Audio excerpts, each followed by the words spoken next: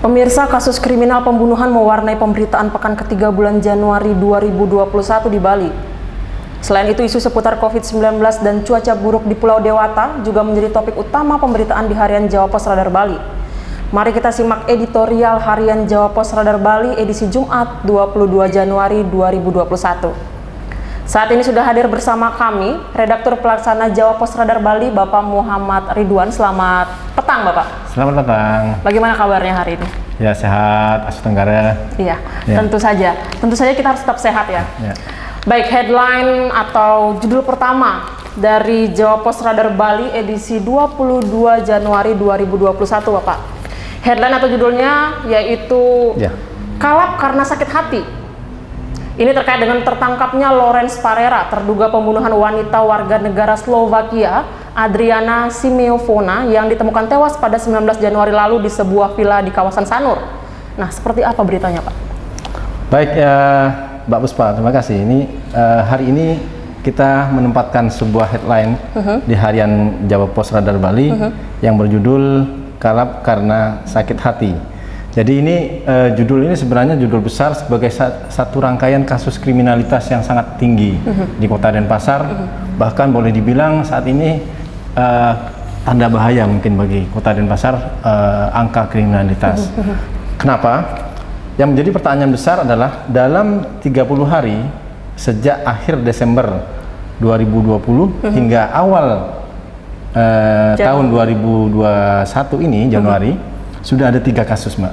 Betul. Sudah ada 3 kasus pembunuhan. Yang menarik adalah 3 pembunuhan ini adalah semuanya perempuan. Iya. Semuanya perempuan korbannya, wanita. Nah, yang pertama kita lihat dan pernah kita saksikan secara bersama-sama tentang terbunuhnya seorang teller bank atau pegawai kasir bank sebuah bank BUMN ya. Betul.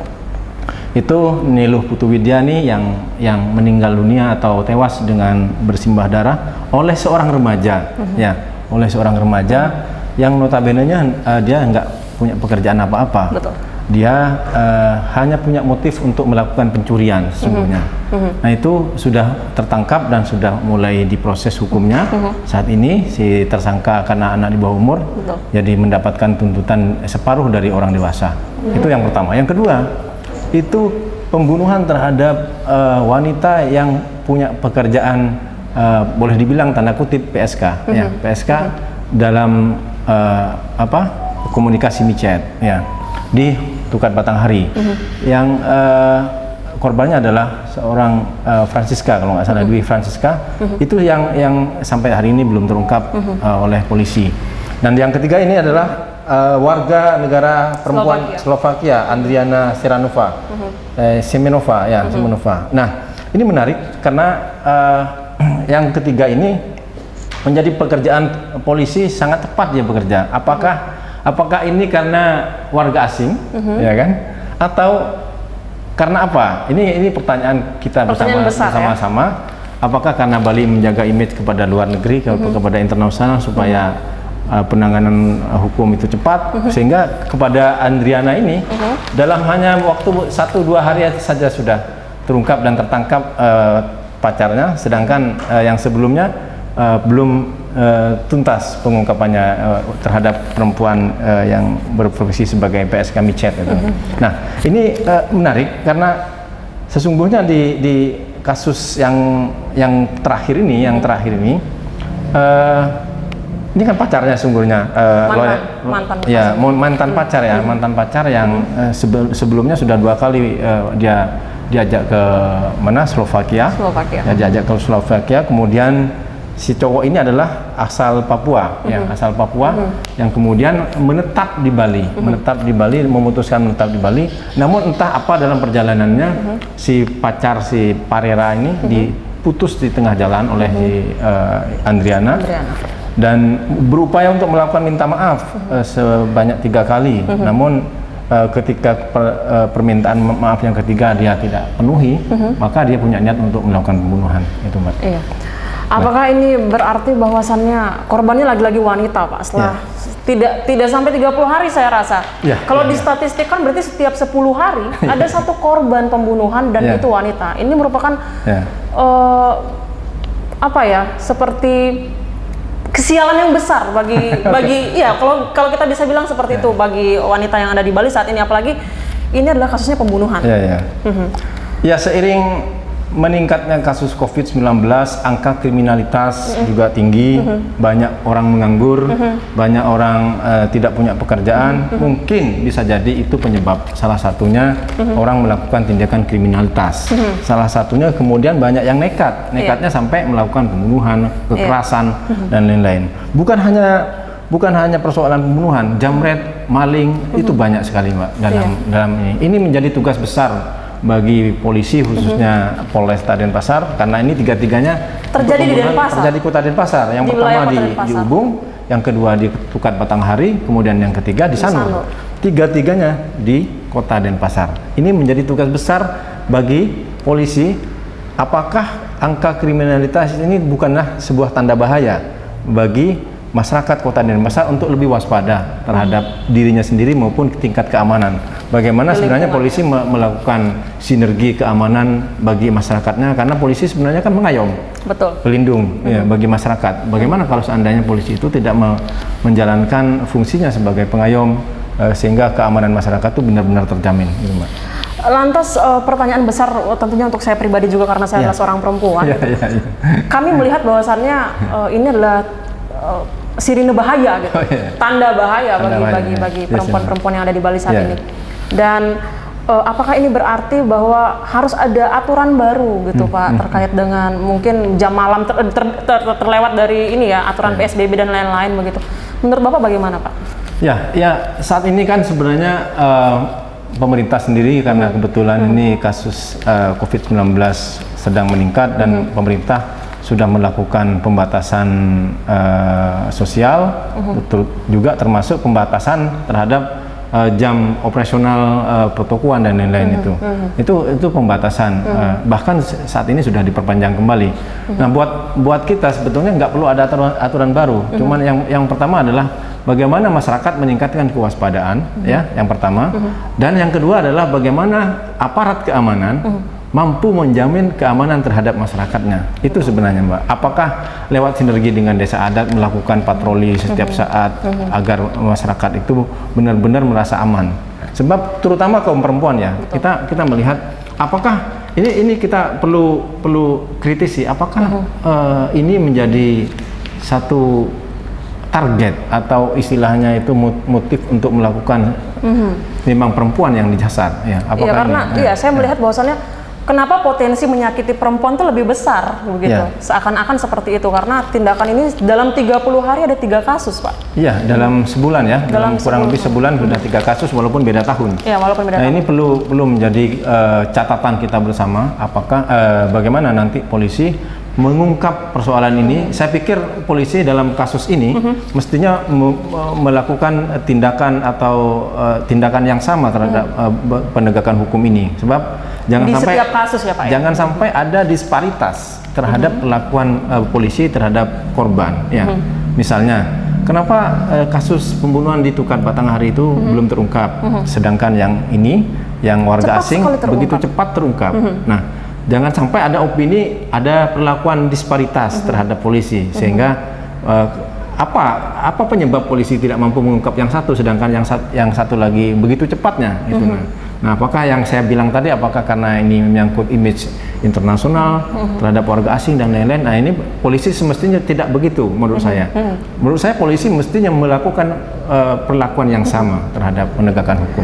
Tentunya statement barusan itu adalah statement kritis yang tentunya menjadi bahan evaluasi bagi aparat ya. Jadi bisa lebih cepat dalam penanganan di berbagai kasus. Iya. Nah, untuk pertanyaan kedua dari halaman Metro, maksud saya, yaitu judul headline-nya adalah angkut sampah, Badung tambah alat berat. Ini terkait penanganan sampah kiriman di areal pantai Badung. Nah, seperti apa beritanya? Kita buka halamannya bersama. Menarik sekali, gambarnya berwarna. Angkut sampah, Badung tambah alat berat. Bagaimana beritanya, Pak? Problem sampah di Badung khususnya, karena Badung ini kan berkait erat dengan Kota Denpasar, antara Badung dan Denpasar itu sama sebenarnya. Tapi Badung khususnya karena dia punya pantai-pantai yang sebagai destinasi pariwisata internasional seperti Kuta, Seminyak dan yang lainnya. Ini menjadi fokus perhatian karena di pantai ini selalu menjadi sasaran sampah kiriman. Ribuan ton sampah yang ada di pantai itu sampai kewalahan ditangani oleh petugas untuk mengangkutnya. Dan fakta menunjukkan bahwa volume sampah bisa lebih dari 3.000 ton dalam sepekan yang harus dibereskan harus ditangani oleh aparat. Nah, Badung melihat bahwa persoalan sampah ini harus ditangani secara cepat. Betul. Karena itu dia harus menambah alat berat untuk membantu mempercepat proses pembersihan sampah, penanganan sampah khususnya di pantai karena menyangkut sampah kiriman. Sampah kiriman di sini banyak ya. Jenisnya banyak ya Pak, tidak hanya plastik, ada kayu gelondongan. Bahkan ada bangkai Mbak kemarin. Waduh. Ada bangkai sapi juga ada, kemudian ada bangkai ikan. Itu kan kemarin juga ada ikan yang terdampar di situ. Paus ya. Nah, di sini disebutkan menarik sekali ya Pak ya. Anggarkan 45 miliar, angka yang cukup besar untuk penanganan sampah.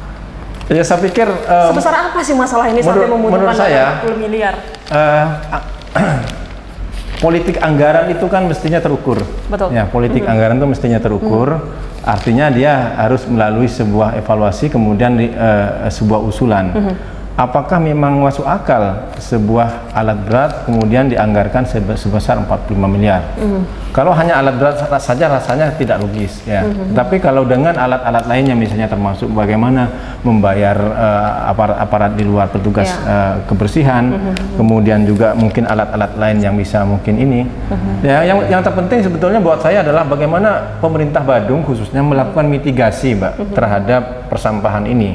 Karena ini kan tidak bisa diprediksi kapan sih sampah datang ini. Tapi seperti setiap tahun selalu menjadi masalah besar gitu di awal tahun. Nah, dengan melakukan mitigasi, dia setidaknya bisa menemukan solusi, setidaknya bagaimana antisipasinya. Kalau di beberapa daerah lain, misalnya di luar negeri, saya pernah lihat membuat semacam jaring penghalang di tengah laut supaya sampah itu tidak sampai menepi ke pantai. Ada juga yang seperti itu. Tetapi banyak orang melihat itu tidak efektif karena bisa dirusak oleh karena bisa menghambat orang nelayan. Bisa dirusak oleh ikan dan lain-lain. Nah, ini.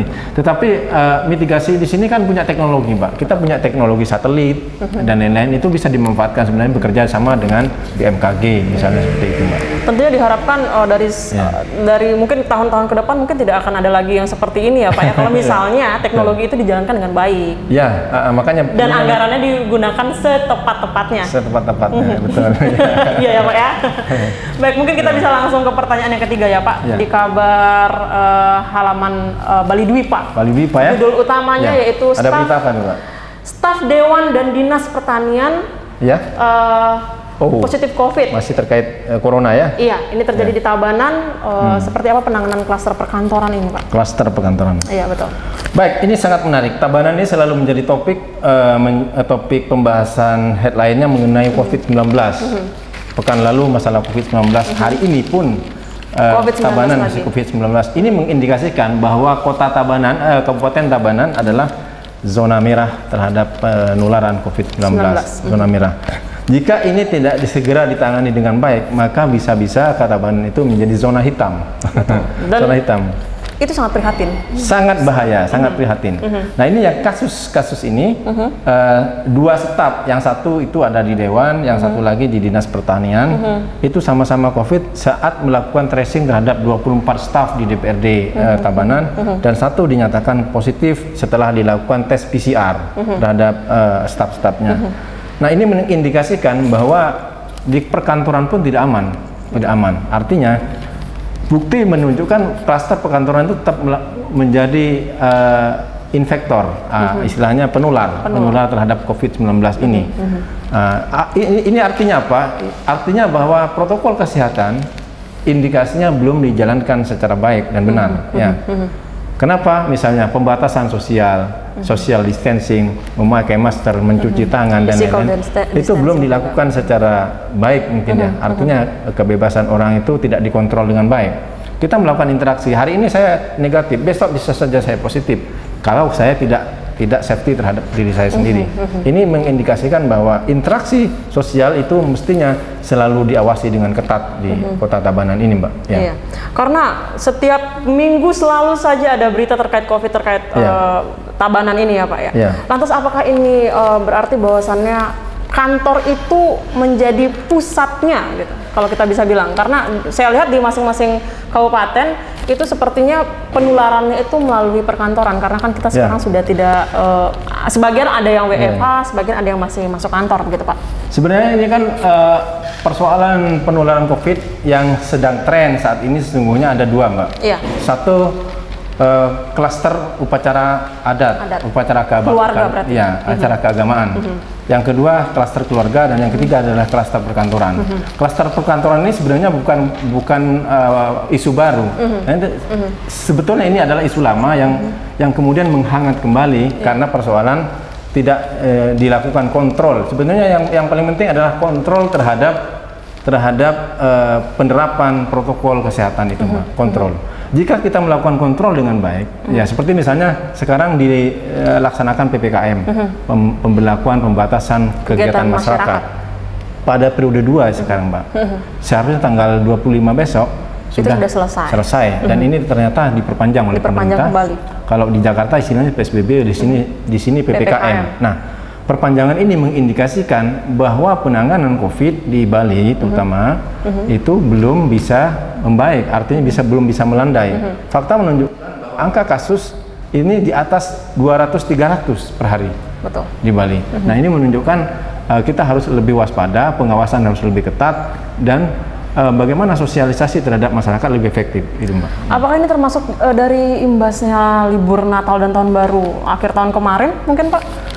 Bisa jadi, karena penerapan ini interaksi perjalanan keluar misalnya itu kita tidak tahu orang yang datang ke Bali itu melakukan interaksi dengan siapa, tidak tahu, karena fakta menunjukkan bahwa di Tabanan sendiri jumlah OTG itu sudah over kapasitas. Banyak orang tanpa gejala itu harus dirawat dan sekarang sampai dirujuk ke Hotel Pop Denpasar untuk menempatkan orang-orang Tabanan yang terinfeksi virus corona tetapi dalam status OTG.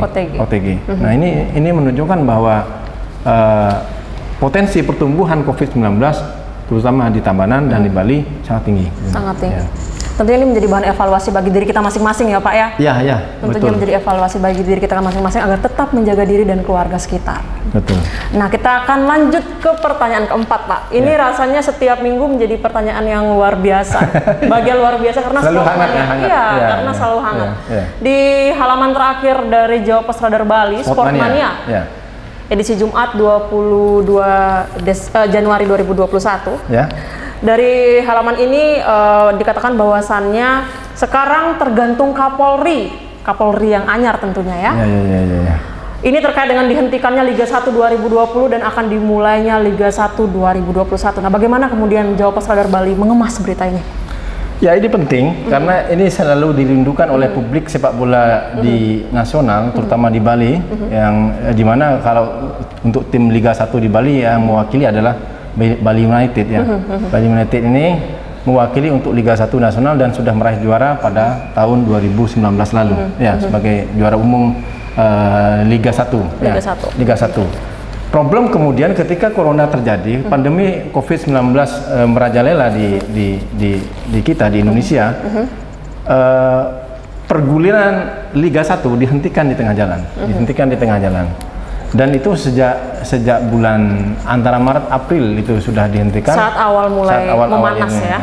Dan hingga memasuki tahun 2021 ini kan belum juga ada gejala, Mbak. Bahkan pernah sudah diwacanakan untuk melakukan pembukaan, bahkan sudah prepare di Jogja yang menjadi salah satu venue untuk ini, tetapi ternyata akhirnya dibatalkan karena izin dari polisi, dari Polri tidak dikeluarkan. Gitu kan. Nah, kemarin tanggal 20 Juni ini PSSI melakukan rapat exco. Ya. Rapat exco memutuskan kemudian menghentikan secara permanen perguliran atau kelanjutan dari Liga 1 tahun 2020. Ingat, ini tahun 2020. Betul. Ya. Karena apa? Karena sebenarnya kan akan dilanjutkan Liga 1 sisa musimnya. Sehingga ini untuk yang pertama kalinya di Indonesia Liga 1 dihentikan dan tanpa dilanjutkan. Ini untuk yang pertama. Sepanjang sejarah.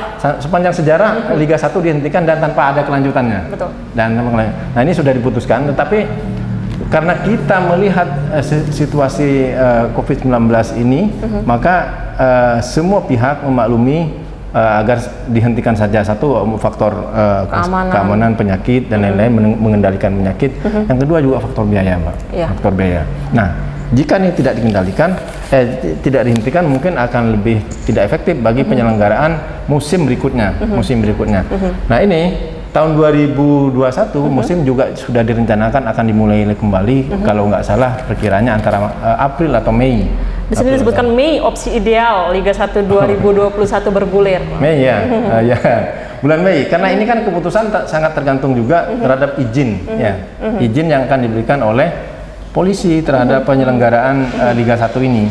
Nah, kebetulan Kapolri kemarin yang lama, Pak Kapolri Pak Idam Aziz sudah memasuki masa pensiun, kemudian akan digantikan oleh juniornya Bapak Komjen Listio ya.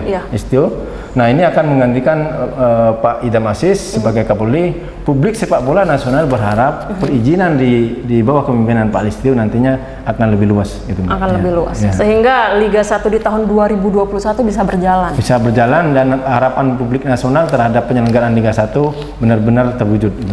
Karena sudah ada kerinduan sepertinya nih bagi sportmania yang ada di rumah terkait dengan pertandingan sepak bola tentunya yang disukai oleh jutaan manusia yang ada di dunia. Karena ini akan menjadi ancaman kepada para pemain, khususnya kalau lama tidak main, dia akan bisa dia tidak betah ada di timnya masing-masing. Tentu saja kita harapkan. Kita berharap supaya ini COVID-19 angkanya melandai dan lebih baik, sehingga penyelenggaraan Liga 1 bisa terwujud. Baik. Itu dia tadi harapan kami bersama. Informasi tadi sekaligus menutup Nirwana sepekan kali ini. Anda bisa mengakses siaran kami melalui TV digital Telestrial atau mengunduh aplikasi JPM Stream melalui gawai Anda. Nirwana sepekan, berimbang dan inspiratif. Om Santi